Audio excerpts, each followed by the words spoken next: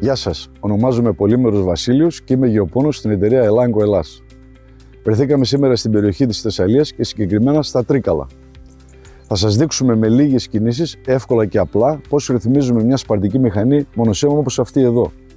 Οι ρυθμίσεις που θα σας δείξουμε αφορούν σε εγκεκριμένες δόσεις για το εντομοκτόνο Belem Pro της εταιρείας μας στην καλλιέργεια του καλαμποκιού για 1000 γραμμάρια ανά στρέμμα και για 1200 γραμμάρια το στρέμμα. Ας ξεκινήσουμε να δούμε πώς ρυθμίζουμε τη μηχανή μονοσέμ στην καλλιέργεια του καλαμποκιού για τις συγκεκριμένες δόσεις των 1000 γραμμαρίων το στρέμμα και των 1200.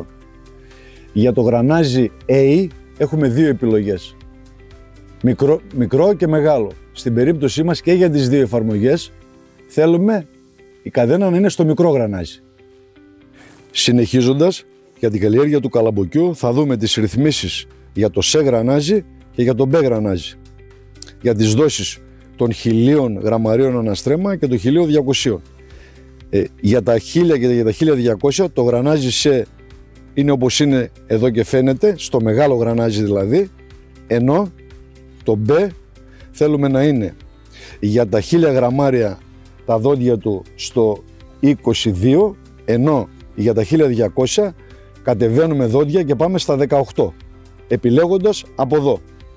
Με αυτόν τον τρόπο εύκολα και γρήγορα ρυθμίσαμε τη δόση και είμαστε έτοιμοι για να ξεκινήσουμε τη σπορά μας. Με την εφαρμογή του Belem Pro προστατεύουμε το σπόρο του καλαμποκιού καθώς και το ευάλωτο ριζικό σύστημα του φυτού από προσβολές σιδεροσκούλικου και καραφατμέ. Για περισσότερες πληροφορίες απευθυνθείτε στο γεωπόνο σας.